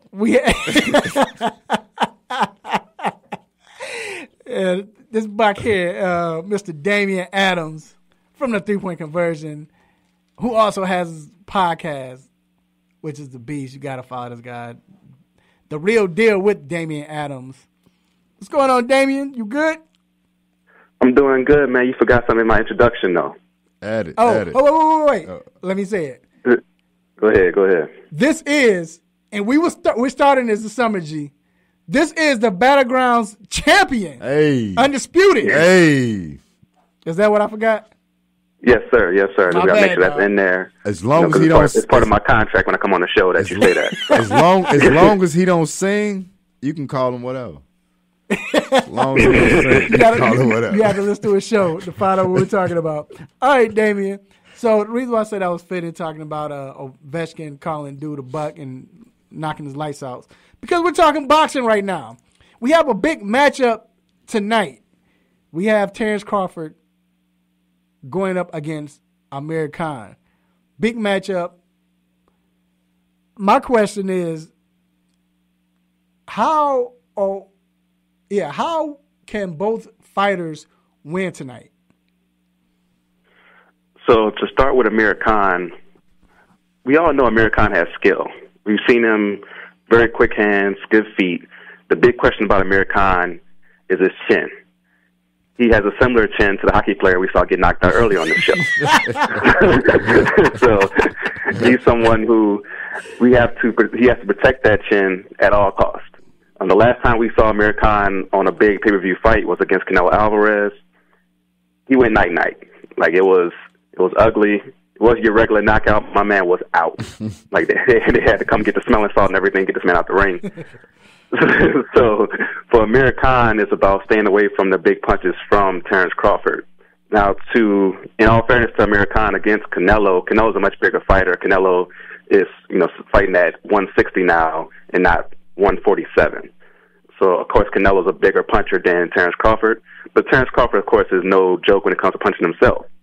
So for Amir Khan, he has to stay away from the big punches. He has to get inside of Terrence Crawford's reach. Terrence Crawford has the longer reach at 74 inches compared to Khan at 71. So he has to get inside, but he has to make sure he's only in that pocket for a certain amount of time. The problems we've seen with Khan before is that he'll get in the pocket and stay there too long. Even though he's quick, he'll get too comfortable, stay inside the other boxer's range. Next thing you know, he gets hit with that big shot that hits his glass-like jaw. For Crawford, he has to time Khan. Khan is quick, but Khan can be countered. And for Crawford, he is very good at timing other boxers and catching with counter punches. He also can walk down Amir Khan. When I say walk down, I mean to make him back up, make him hesitant, and next thing you know, Khan's getting caught one of those big shots. So for each fighter, it's going to be interesting because they have countering styles, which makes for a pretty good fight while it lasts. But I do think that Crawford has the advantage in this one. Definitely. Again, we're here with Damian Adams. Now, with that being said, you think it's a foregone conclusion that Errol Spence is the next contender? Oh, you say that one more time. I didn't hear the name. Errol Spence. When I said Errol.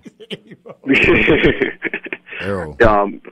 It should be a foregone conclusion. That's the problem with boxing. David, wait, it should be. David, that's going to be his new nickname now. We call him Errol. That's what it is, dude. That's what it is. Errol. That's what it looked like. Errol. Well, go ahead, David. Errol Spence. Yeah, so it should be a foregone conclusion that the winner of this fight should fight Errol Spence Jr., right? That's the problem with boxing, though. So Terrence Crawford is under the Top Rank umbrella, and Errol Spence Jr. is under Premier Boxing Champions. And because they're under two separate management teams, it's hard to get those two guys in the same ring together, even though that's the fight that everybody wants to see. If Terrence Crawford does what he's expected to do and win against Amir Khan, it should be just common sense to fight Errol Spence Jr. next. Errol Spence had a great performance, just dominant performance over Mike Garcia last month. And a fight between Terrence Crawford and Errol Spence Jr. would make tons of money. It would definitely just make sense, if you know what I mean. So for those guys, they have to get together and get their management teams together to make this fight happen. Unfortunately, when you have two separate management teams and two separate TV contracts and all these different things that go into the business of boxing, sometimes it can hold up the process. Hopefully it doesn't. But, it's the world of boxing. It's the one thing about boxing that really grinds my gears, that you have to have all this business going on when we should just get the best fights that everybody wants to see. All right. And once again, we're here live with Damian Adams from The Real Deal with Damian Adams. Also, he's with the 3-Point Conversion, and you can follow him. Damian, make sure I get this right, at The Real Deal, is it WDA? On Twitter? Yes, sir. Okay. Yes, sir. The Real Deal WDA. That's everywhere on social media. Okay, gotcha. E-roll too. And then, yeah. All right. So now with the heavyweights, Deontay Wilder, Tyson Fury. Everybody's waiting on that match, but it was another match supposed to go on and supposed to happen in the future, or was going to happen. I say that. With Anthony Joshua, he was supposed to fight Jarrell Big Baby Miller, but he failed three. He shouldn't fight, dude. Failed 3 tests, and 3 that we know about. 3, right. So the fact that now he's not going to fight Joshua, who should Joshua fight? So that's the unfortunate thing about the situation, because my man Jarrell Big Baby Miller was out here sampling steroids like he was at Costco. Now we don't have an opponent for Anthony Joshua. It's not going to be somebody who is a big name that we know. Of course, on short notice, he wasn't going to fight a Deontay Wilder or Tyson Fury on short notice, and those fighters wouldn't want to take that fight on short notice either. So it's going to be somebody who is a contender, quote unquote, but not one of the top guys. A lot of people have thrown out the name Luis Ortiz. Luis Ortiz is a very good fighter, a little older, but he's a southpaw who has power. And you don't want to take that fight on short notice either if you're Anthony Joshua. It's not Anthony Joshua's fault that Big Baby Miller was out here taking all the drugs. So for Anthony Joshua, I could see him going against somebody who maybe like a Krubat Pulev, is a top 10 heavyweight, somebody that you're not going to know the name of, but someone else who could still be a challenge, but not the excitement of a Big Baby Miller or, of course, those other fighters that we know in the heavyweight division. But he is making his U.S. debut, so it's still setting up for a Deontay Wilder fight down the line. He's trying to expand his market to the U.S., even though he's doing quite well in the U.K. There's a reason why Deontay Wilder wants to fight him so bad is because Anthony Joshua is over there making so much money in the U.K., and now he's expanding to the U.S. market, so the casual fans over here can know his name. And he'll still be able to do that with another fighter. It's just a shame that, Big Baby Miller was out here doing all that. He definitely needs to stop it. Like, he needs to stop it and stop it on everything. Go ahead and get on one, G. Stop it. Appreciate that. now we've talked about Terrence Crawford, Amir Khan, Errol Spence. I said Errol, even though we know it's not that. Errol. Talked about Anthony Joshua. We talked about big homie from Beham, Deontay Wilder. Who is the next up-and-coming fighter that we should be aware about? So the fight card tonight is a very good one to get familiar with a couple of young stars that are coming up under the Top Rank umbrella. So not only should you watch tonight for Amir Khan and Terrence Crawford, but one of the fights that's also going to be on that card is Teofimo Lopez versus Idas Taleh. I might have said his name wrong, so I'm right there with you on that one, D. Some of these names be hard to pronounce. But Teofimo Lopez is an up-and-coming fighter. He's only 21 years old. He's in the 135-pound division. He has 12 wins, 10 by way of knockout. And he's very explosive, power in both hands, entertaining. He's someone who, like, after he wins, he knocks you out. He's doing standing backflips in the ring. A very entertaining fighter who can capture the imaginations of all fans. And he's someone who's moving up really quickly in the 135-pound division. He could be challenging Vasyl Lomachenko or Mikey Garcia very soon in that division for titles. So you definitely should get familiar with him. Like I said, very entertaining fighter, someone who is, when you think about the next big guy, the next star in the ring, he's somebody who you should be looking out for. Another one who's fighting tonight is Shakur Stevenson. He's someone who you might know from the Olympics. He fought for the USA not too long ago. I believe got a silver medal in 2016. He's 10-0 with 6 knockouts. He's going against Christopher Diaz tonight. Christopher Diaz is no joke. He's 24-1. So it's not a walk in the park for Shakur Stevenson tonight. But both of those fights are something that you should look forward to and keep the radar on those guys because those guys are going to be the stars in the future there. Definitely appreciate you, bro. There you have it, Mr. Damian. Oh, no problem, Adams. man. Thanks for having me. Yes, of course, the Battlegrounds champ. And he's the host. Make sure you say that. Yeah, I know, right? And he's the host of The Real Deal. I don't want him knocking me out. He's the host of The Real Deal with Damian Adams podcast show. And also follow him at The Real Deal WDA, right? Yes, sir. All right. Appreciate it, homie. All right, we're going to take a quick break. We're going to have Dr. Fowler come in. Have some fun with him as well. Yep. Be right back.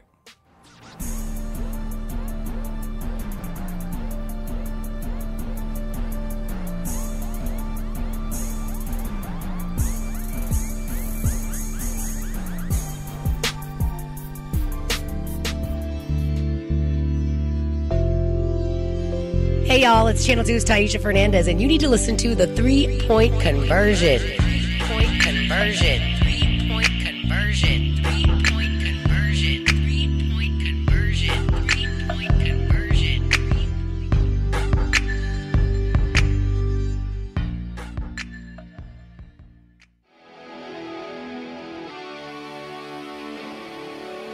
Have a sports injury?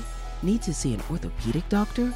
Ortho Atlanta is one of Metro Atlanta's largest orthopedic and sports medicine practices, providing orthopedic and sports medicine care for the whole family.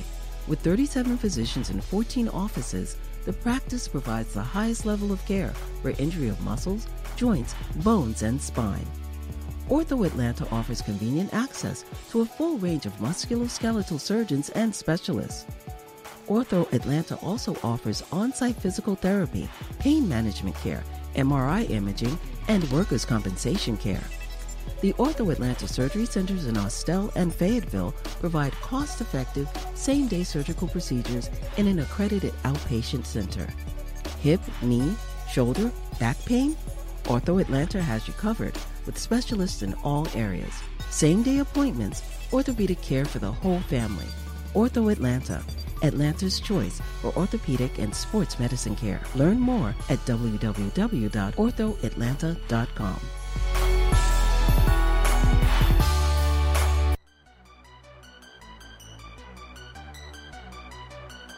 This is Steve Atwater with the Denver Broncos, and you're listening to the 3-Point Conversion. The 3-Point Conversion.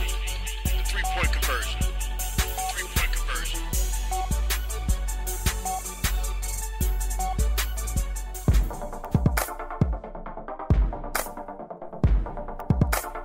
All right, we are back inside the 3-Point Conversion Sports Lounge. So... Well, I don't know what that was.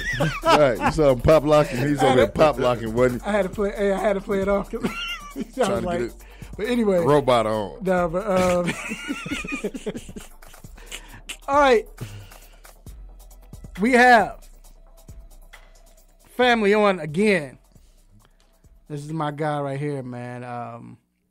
Very knowledgeable of sports, but also he's knowledgeable of his profession, like he should be, which is an orthopedic for Ortho Atlanta, my man, Dr. Donnie Fowler, the third. What's going on, Donnie? We got to make sure we say the third. Got to say the third. What's up, Doc? How's it going? Much appreciated. Not much, man. How are you guys doing? Good. We're good, man. Still feel bad about Boogie tearing his quad, left quadricep. And watching it was the crazy part. Yeah, right? it was like it just happened. Yeah, it just felt. I hate that. And the funny thing is, I just got done the night before. No, that same night, I watched the his documentary. With him coming back from the torn Achilles. So it was sad, man. That was the day they debuted as well. But it happened. How do you think this is going to affect his free agency? Because they said it's no surgery required, right? And then I guess I'll ask this too. Also, if you can answer this, does it have something to do with him tearing his Achilles? Like, is this related?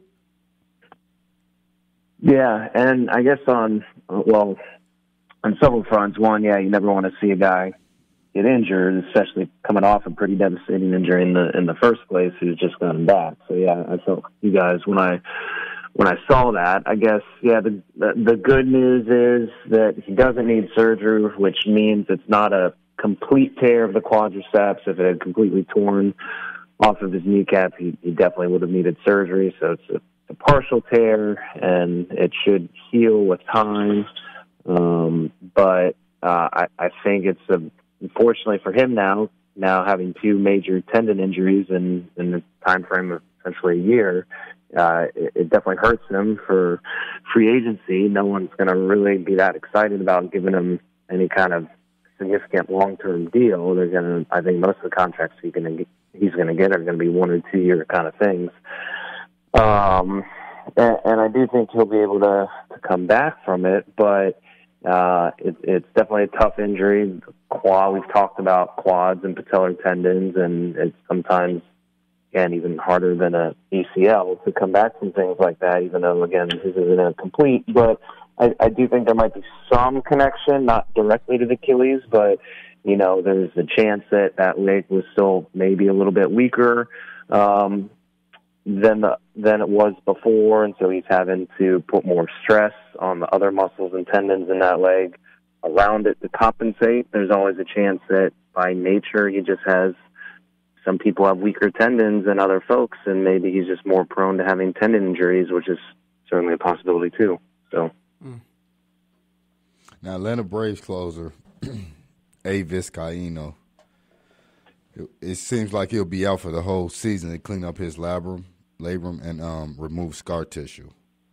Will he lose any velocity coming back? I don't necessarily think so. Shoulder surgery isn't quite as big of a deal. Honestly, I mean, it's still a big deal, of course, for a pitcher, but it doesn't seem like it's as big a deal as like the Tommy John and elbow thing. I'm curious.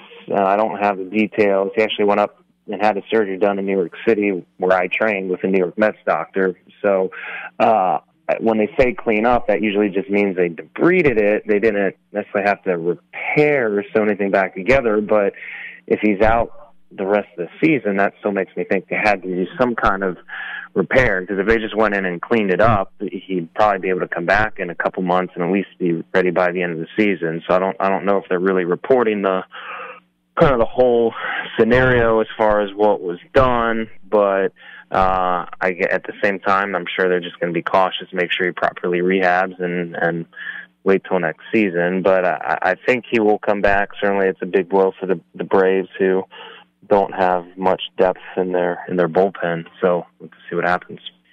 Yeah, it's sad.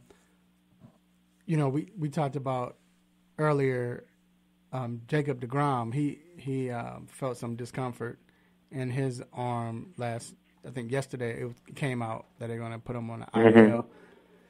When for somebody like that, do you say, all right, let's take a chance? I mean, let's not take a chance and let's just do an MRI. If he's feeling pain, let's get it knocked out right now like they did Vizcaino, or with Jacob, because he is an ace, if the MRI shows that he's okay, you just go with it and let him play.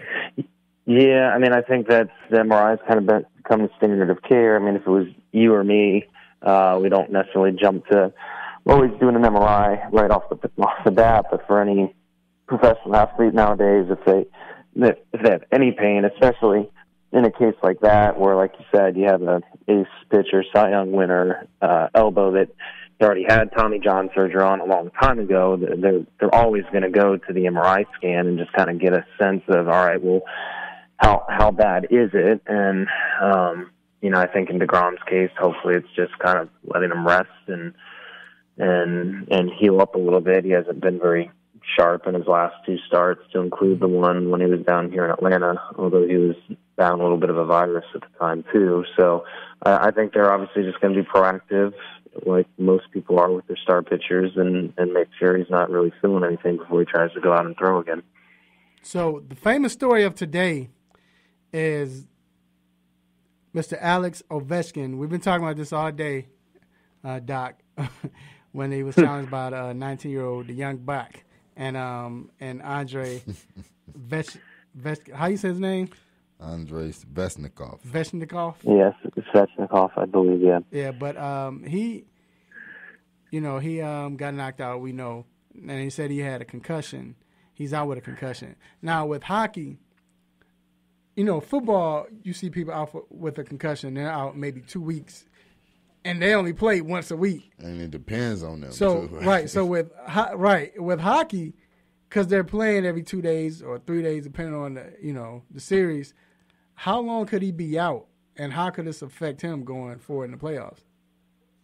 Yeah, no, it was a pretty gruesome knockout, and that's a whole other topic of fighting in hockey. You got the purists that kind of think it belongs and helps police things, and others that think it needs to be let go of and just move to a safer sport. But regardless, yeah, in his case, not only with the knockout, but his head kind of came down and hit the ice too. I mean, fortunately, his helmet was at least still on. I mean, he probably will, in my guess, miss the rest of the series. That series, I believe, is 2-2, so there's going to be at least 2 more games over the next week.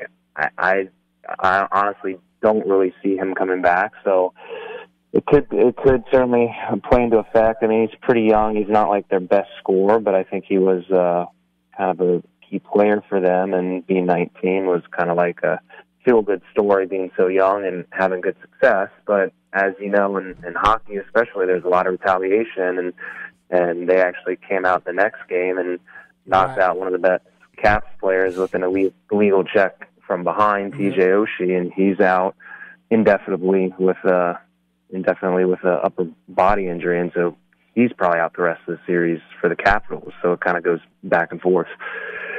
It's Doc, how you feel about the fight in hockey? Yeah, I was going to ask you. Yeah. I mean, I get it from the historical perspective of it, and people don't always want things to change. But I think nowadays, with what we know about head injuries and concussions and everything else, it's kind of irresponsible to truly promote something like that, even if it's a part of the history of the game.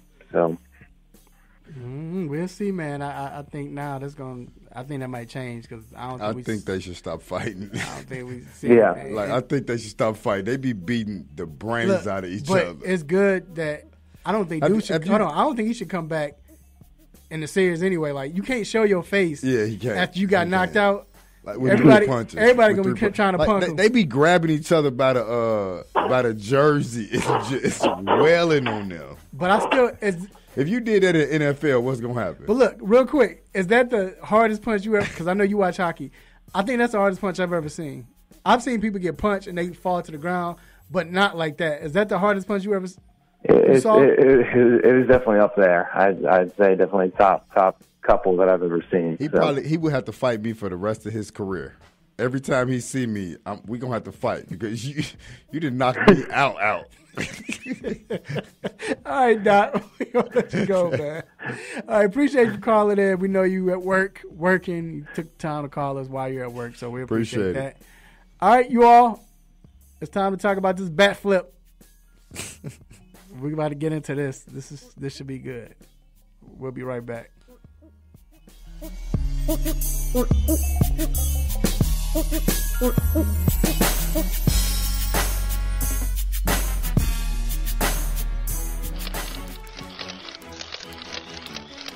Shout out to 3 Point Conversion. This is your girl Johnny Blaze. You dig?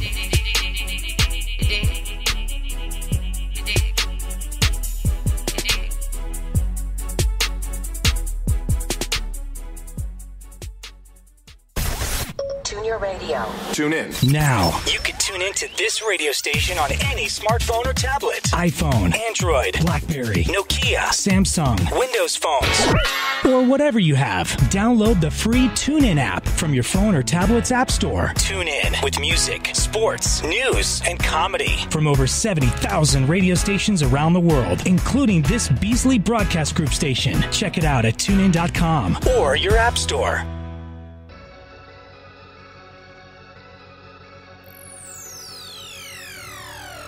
Ladies and gentlemen, this is Cat Williams, and you are listening to 3 Point Conversion Radio.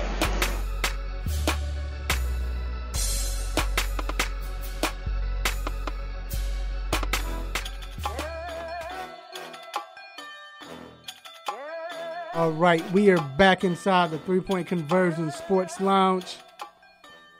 Time for the MLB talk. First off, we see with the MLB. What's your biggest surprise? I want to go through the standings first. The Rays. Let me go through the standings. I'm gonna let them know, but I see you already see. But let me go. So with the standings right now, you have in the AL East, you have the Tampa Bay Rays. They're 14-6. Yankees are 9-10. Boston is 7-13. Wow. Salen hadn't won the game. We know that. We talked about that, but hopefully he gets back up. But Rays are 14-6. AL Central, Cleveland is 11-7. That's about it. Minnesota's 9-7. Nothing surprising about that. AL West, Houston is 13-6. Seattle, they've lost a couple of games now, but they are 15-8. And the Angels, with $450 million, whatever they gave them, they're at 8-12.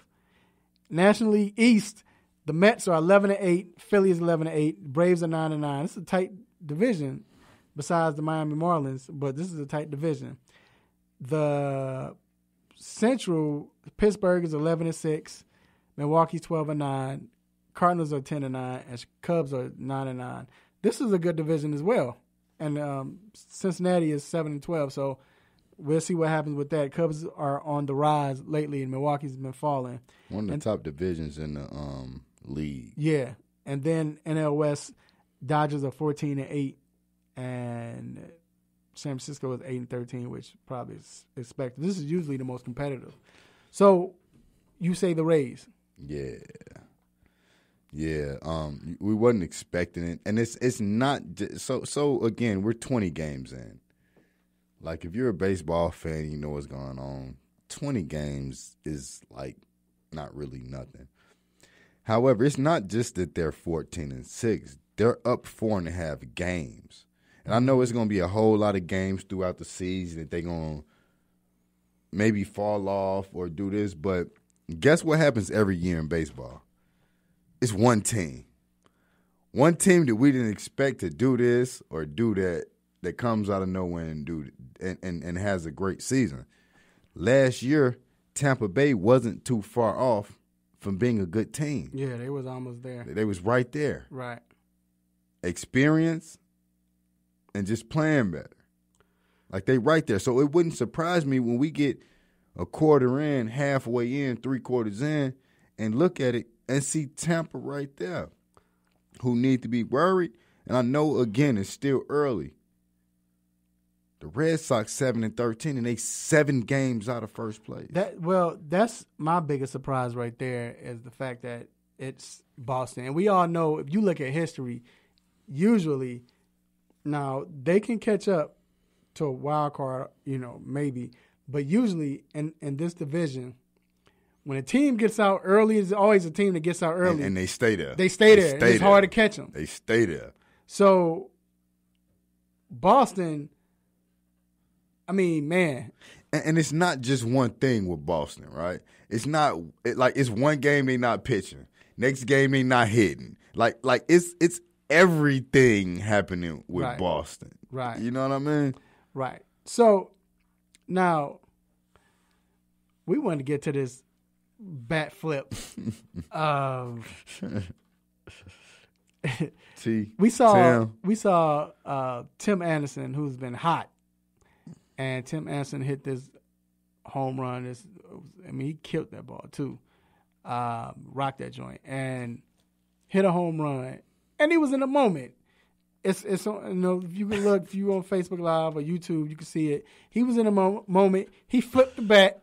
He flipped that joint too. Like, he didn't just the regular. Yeah. He threw that joint. He flipped it all the way to the dugout almost. He threw it. But he didn't look at the pitcher. He didn't look at the pitcher at all. Yeah, he just flipped it and he went. Threw it. And of course, my bad, man. The next time he got up, he was hit. And which not shocking. You expect that. And suspensions were handed out. And he got a game. Yeah, he got 1 game. The pitcher, who was the pitcher? It was Kelly. He got a game too. What was the pitcher, G? I got the. Let's see. I don't know. He got 5 games. The pitcher got 5 games. Whoever threw out, I don't know if it's the same guy, but because it don't work the same way for a pitcher though. Right, because he threw it. Right. Not just that. He don't miss 5 starts. He missed 5 games. Right, and it's really 1 start. Maybe 1 start. Yeah. That's it. So my question is, and Tim, he got suspended because he used foul language. He didn't. It wasn't like he didn't get suspended because the benches came up. Nah, he just said something he wasn't supposed to say. So, but with the bat flip though, how do you all feel about this? Like, is it like the NFL rule where? And it's funny because the players police all of this. Is not the league because they can do it. Right, because I end your career. So it's the players. So do you think? You agree with it that if you're a pitcher, you're gonna hit them for showing you up? No, I don't agree. Like, can baseball be fun? You know what I mean? Like, if somebody hit a 480-foot home run on you, you don't think he should be able to do what he want afterwards? Get excited, and especially not looking at you. No, you're not allowed to stunt on the pitcher. You're not supposed to hurt his feelings. But guess what? Show some sportsmanship. With that being said, G, what do the pitcher do when he strike out on bases loaded, bottom of the 8th, down 1, and he strike out Bryce Harper? What does he do? Yeah, he's gonna celebrate. Remember Perez from the Montreal Expos? Yeah. He do all this crazy, and they don't say anything about that. But when a batter do it, Oh, I'm hitting you next time. You get So- it. He can't, but and he can't even. A lot of people point out like more things. Like, okay, one, he looked at it too long. Then he flipped the bat, and then when he rounded the bases, he looked at him again a little bit. I don't think he touched it. Like he went around the catcher when he touched home plate, and may have glanced against his elbow, or maybe close enough to where he'll feel a breeze on his arm. They begging for it. They trying to figure it out, right? Like, trying to make it. You're not supposed to do any of that. You can't do nothing. We tell the truth Round the and shame the bases. devil. Keep your head down. You can't do nothing. But look, we tell the truth and shame the devil on this show. Go ahead. Go ahead and say it. Is that part of the reason why we're not playing? You don't have a lot of blacks playing because you know how we are. It has everything to do with it. You know how because we are. You can't do nothing. Right. You can't do nothing. And now, mind you, with baseball, if a white player does it, it's a problem. So what you think a brother saying? Right. And you know how our people, we love. We get down. We gonna celebrate. Showboat. We getting it in. You ever see that? I should have asked Z to put this up. You ever see that skit with Dave Chappelle when he was playing baseball? You know the and one, it was the and one baseball. Yeah, like pitched it to him. He caught the ball and started doing threw it up and got it in. Like you can't do that. Yeah, but it comes down to, again, Jackie Robinson, everything he went through, everything that it continues to go through. Adam Jones talked about what he's sat back in the stands and had to hear it. You know what I mean? Right. Like, come on, man. Yeah. Come on, man. Let these players play, and maybe it will bring some substance to the league. The best player in the league, Mike Trout, he can walk past you and tell me you're going to know who he is. Right. And the thing is, you don't just have old heads watching baseball anymore. Like it's past that. Back then, you had us. We watched the game. Guess what? They died. Sorry to be that and say that, but the old people they died. But still, you're not supposed to. You're hurting the pitcher's feelings when you hit a home run. But when he strike you out, he'll hurt my feelings. Just throw the bat at him. Just swing and throw the bat. Like let the bat swing. And then now I'm going for 92 games. Now I'm going to get suspended for 92 and a half games. Right. All right, man. We're going to take a quick break. We need to fix this quickly. All right. Keep it locked.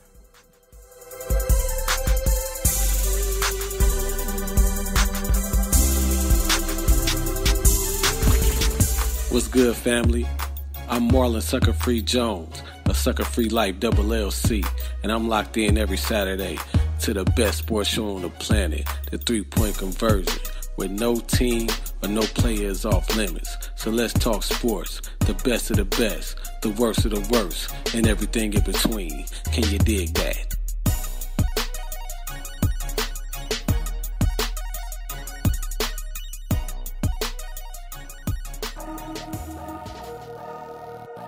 It's time to get in the mind of Mr. Controversy and the Intellectual with What's on My Mind.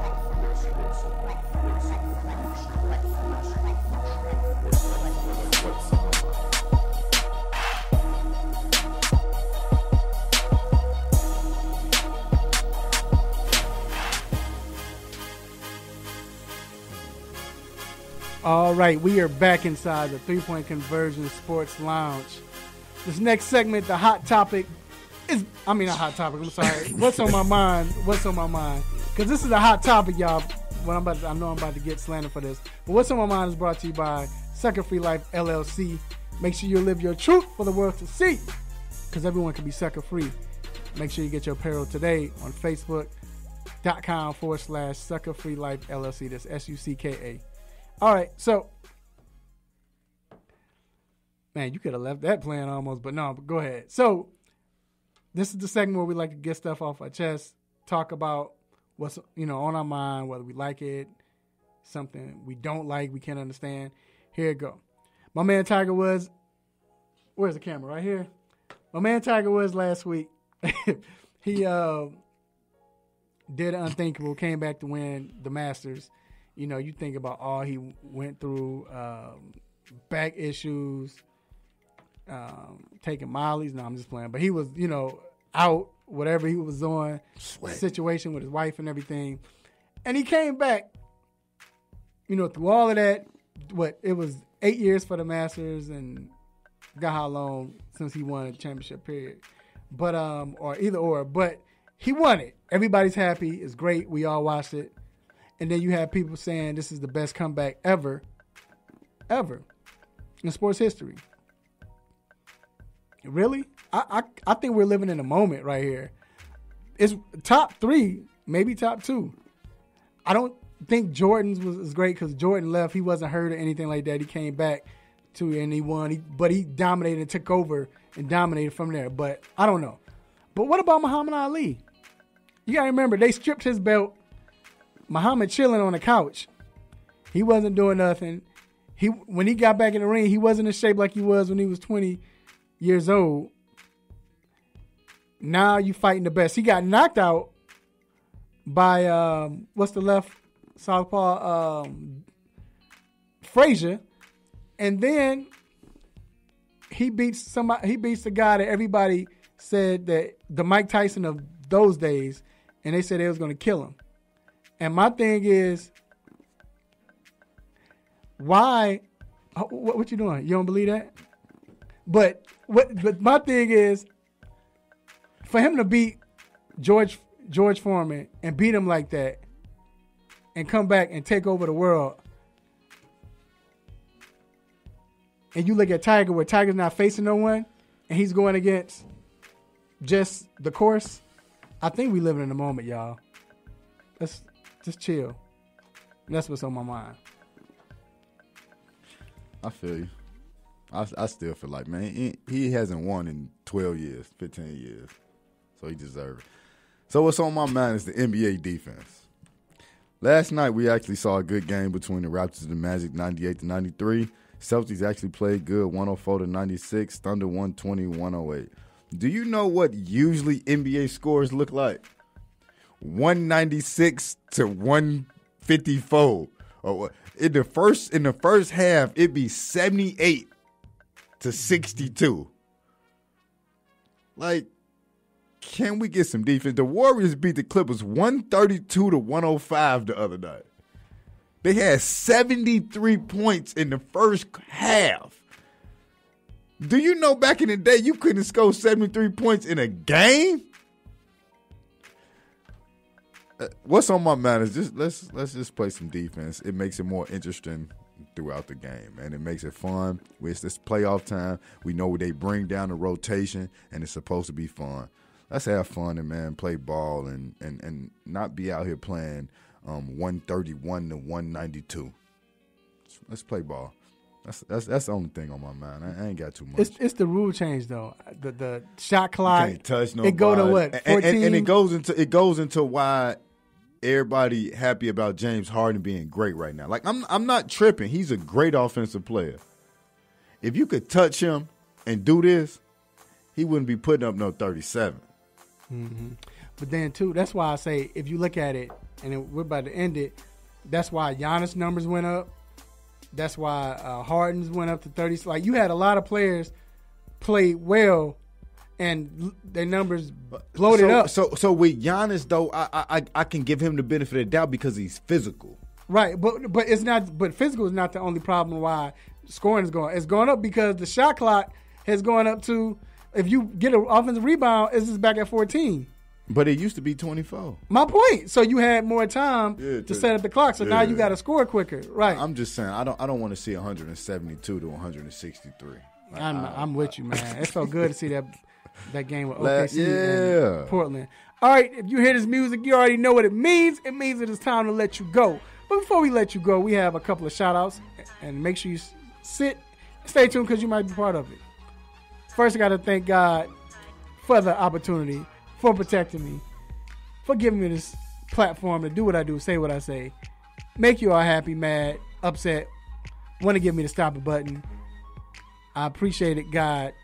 I know Jerry Jones is about to come probably. So thank God for letting Jerry Jones give me the shout out if he's about to give it to me. Thank you, Raphael. And then I want to thank all our guests. I want to thank Joel Cortez. I want to thank Damian Adams and also, of course, the family Mr. or Dr. Donnie Fowler. And thank our sponsors, Seneca's Barbershop, Ortho Atlanta, Salad Express, and Sucker Free Life LLC. I want to thank my engineer G. Appreciate you, man. I thank my co-host, Mr. D Intellectual. I want to thank everybody for listening in. Every week we say this again. We can't do it without y'all. We appreciate y'all for tuning in every week, and not just on Saturdays, but throughout the week while you're looking at our Facebook, our Instagram, everything that's going on our social media. We appreciate y'all for being a part of it. And also, I want to thank my family and friends, beautiful wife, children, uncles, aunties, cousins, nephew, nieces, brothers and sisters, grandparents. And I want to thank Eero Spencer for making the also, man, make sure y'all have a great time. Stay with family. I know you're going to be with family. Whoever celebrating Easter, love family. Let them know you love them while they're alive. Eat good. Watch some sports. Good basketball, even hockey, Major League Baseball. Until then, same times next week, same show, same crazy host, same sports nonsense. Will you miss me? I'm out. Peace. Deuces. You just got done listening to the 3-Point Conversion Sports Lounge. Be sure to follow us on our Instagram, Twitter, and Facebook accounts at the 3-Point Conversion. And also make sure you check out our website, the3pointconversion.com. Be sure to follow us live and listen every Saturday morning at 10 a.m. Eastern.